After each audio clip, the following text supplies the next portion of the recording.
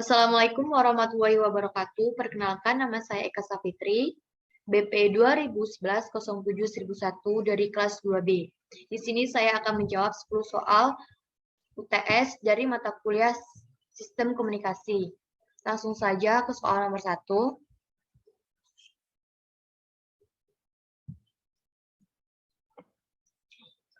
Yang pertama, jelaskan prinsip kerja mikrofon dan speaker.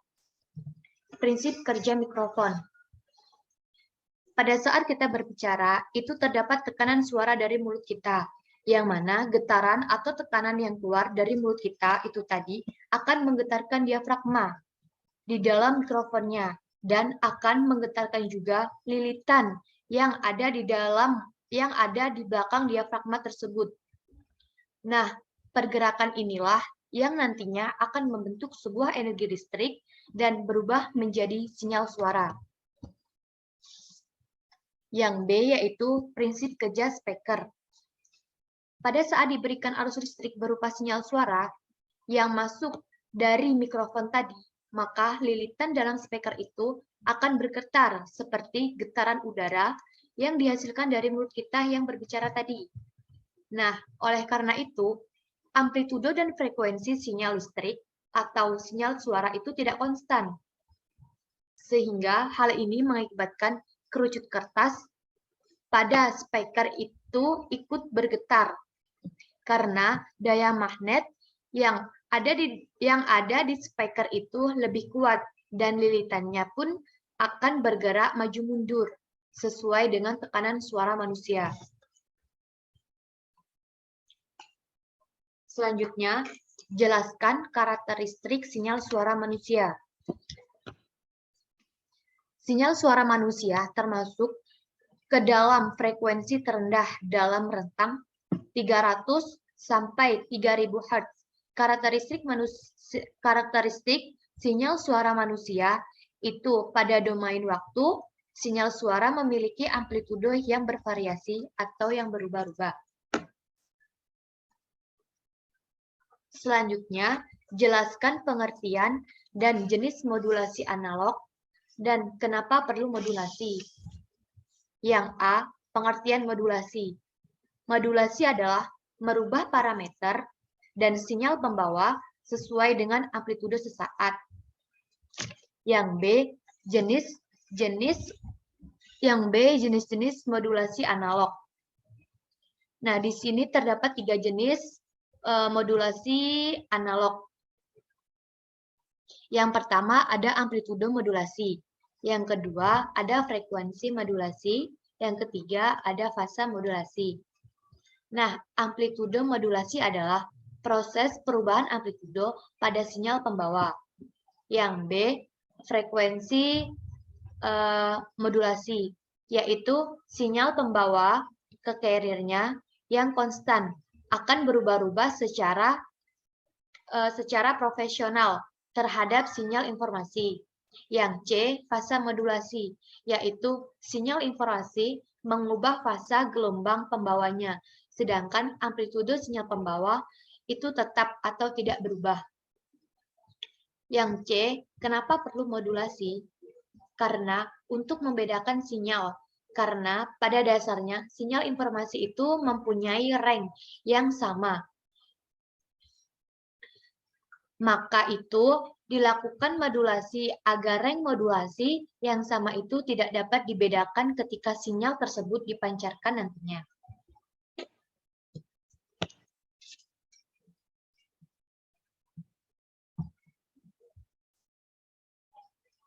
Selanjutnya yaitu 3 rumus turunan. Yang pertama yaitu informasi. XMT sama dengan AC max dikali sin dikali 2pi FMT. Carrier XCT sama dengan AC max dikali sin dikali 2pi SCT. Modulasi XCT sama dengan AC max ditambah XMT dikali sin dikali 2pi SCT. Maka XCT sama dengan AC max ditambah AM max dikali sin dikali 2pi dikali FMT dikali sin dikali 2pi FCT sama dengan AC max ditambah AM ditambah AM max dikali sin dikali 2pi FMT dikali sin dikali 2pi FCT dikali AC max per AC max sama dengan AC max per AC max dikali AC max ditambah AC max per AC max dikali AM max dikali sin dikali 2pi FMT dikali sin dikali 2pi CT.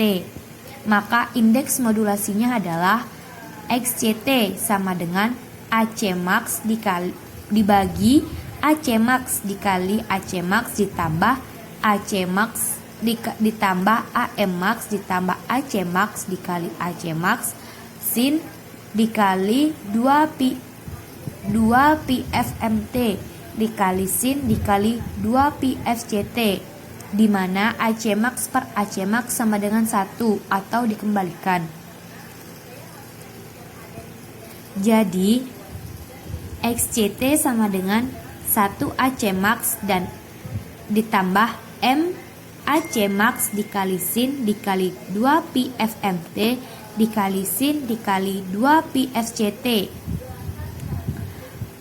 XCAMT sama dengan AC max dikali 1 ditambah M sin dikali 2pi FMT dikali sin dikali 2pi FCT, di mana sin A dikali sin B sama dengan setengah cos dikali A dikurang B dikurang setengah cos A ditambah B sama dengan AC max dikali sin dikali 2pi FCT ditambah M per 2 cos dikali cos dikali 2pi dalam kurung FC dikurang FM dikali T dikali M per 2 dikali 2pi dalam kurung FC ditambah FM dikali T.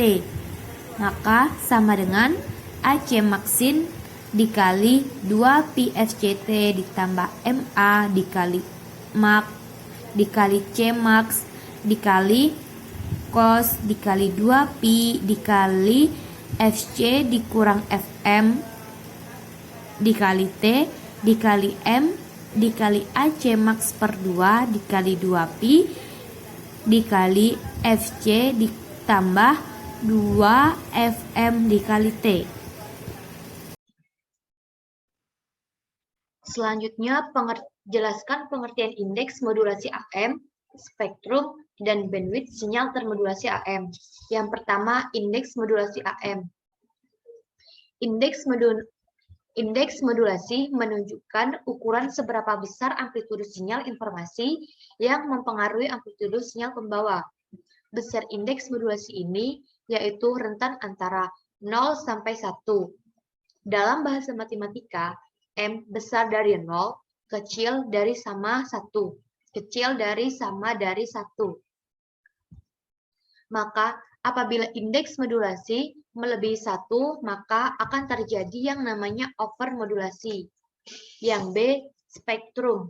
Spektrum adalah sinyal termodulasi memodulasi sinyal pembawa dan sinyal informasi AM agar bandwidth frekuensi sinyal menjadi lebih besar.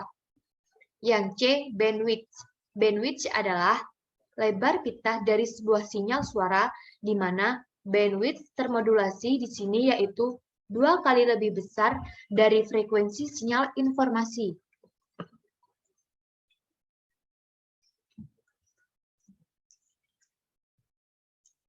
Selanjutnya, jelaskan prinsip kerja modulator AM dan demodulator AM.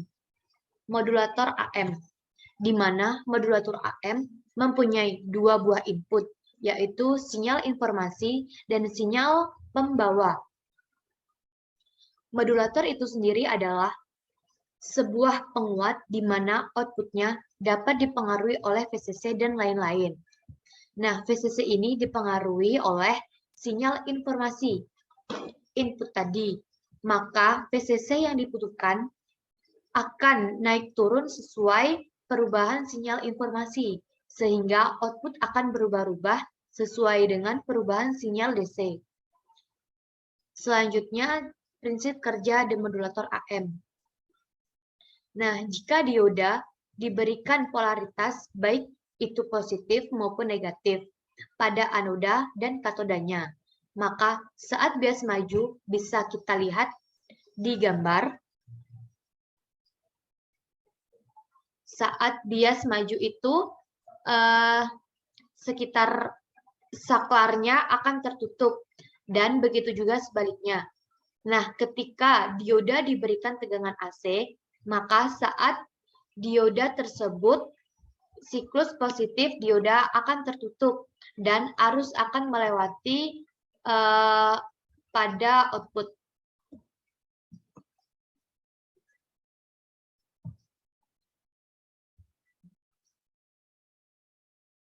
Selanjutnya adalah jelaskan modulasi AM DSBFC, AM DSBSC, dan AM SSB, di mana AM DSBFC adalah amplitudo modulasi double sideband full carrier, di mana AM DSBFC memiliki 3 buah sideband, yaitu low, carrier, dan upper, di mana AM DSBFC juga bisa dapat menghasilkan sinyal AM DSBSC dengan cara menekan carrier-nya sehingga mendapatkan sinyal AM DSBSC sehingga mendapatkan dua sideband yaitu low dan upper.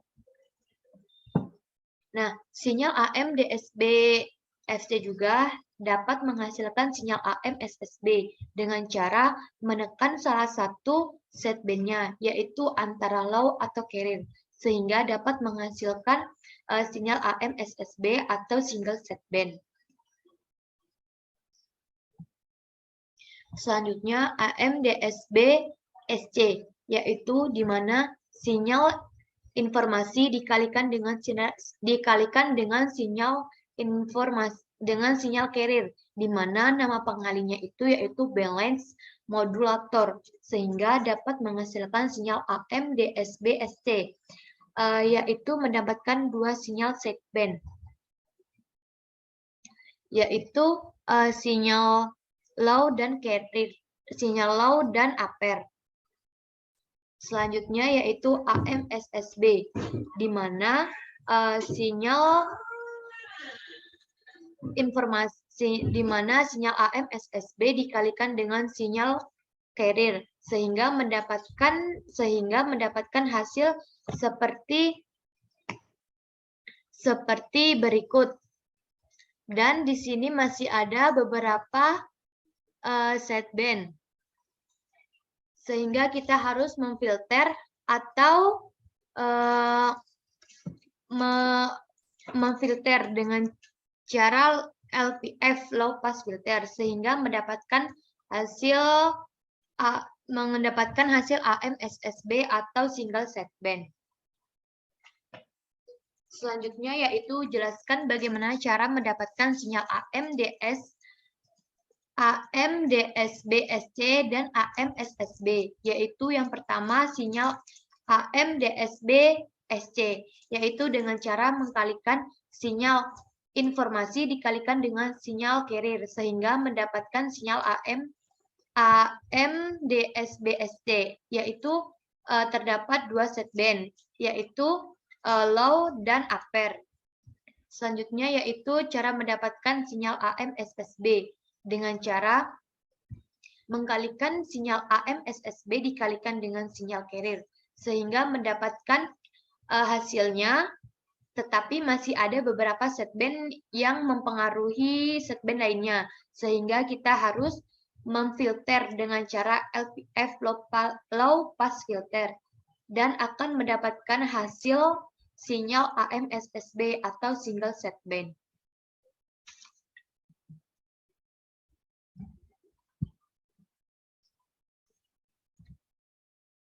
Selanjutnya yaitu jelaskan bagaimana cara mendapatkan informasi dari sinyal SSB dan jelaskan keuntungan sinyal termodulasi SSB.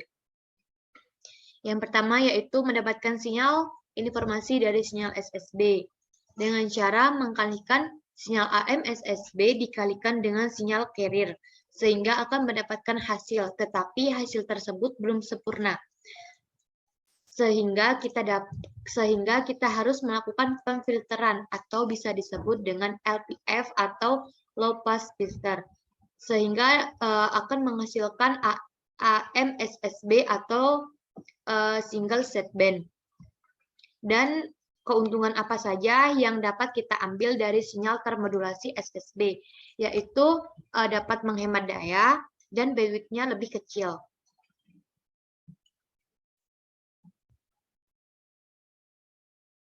Selanjutnya adalah menjelaskan frekuensi division multiplex dan FDM menggunakan sinyal SSB. Multiplex adalah menggabungkan beberapa saluran menjadi satu saluran dengan cara membagi pita frekuensi yang akan ditepati masing-masing saluran dengan cara memodulasi. Jika tidak dimodulasi, maka kita tidak dapat membedakan mana frekuensi 1, 2, dan 3, atau saluran tersebut akan bertimpang tindih. Maka dari itu dilakukannya modulasi. Selanjutnya, FDM menggunakan SSB. Mengapa menggunakan SSB? Karena di setiap saluran memiliki bandwidth yang besar. Oleh karena itu, lebih baik kita menggunakan SSB sehingga menghemat biaya, sebagaimana keuntungan SSB tersebut. Dan juga frekuensi dengan cara mengalihkan sinyal masing-masing saluran dengan frekuensi carrier yang berbeda, sehingga didapatkan AMDSB-FC.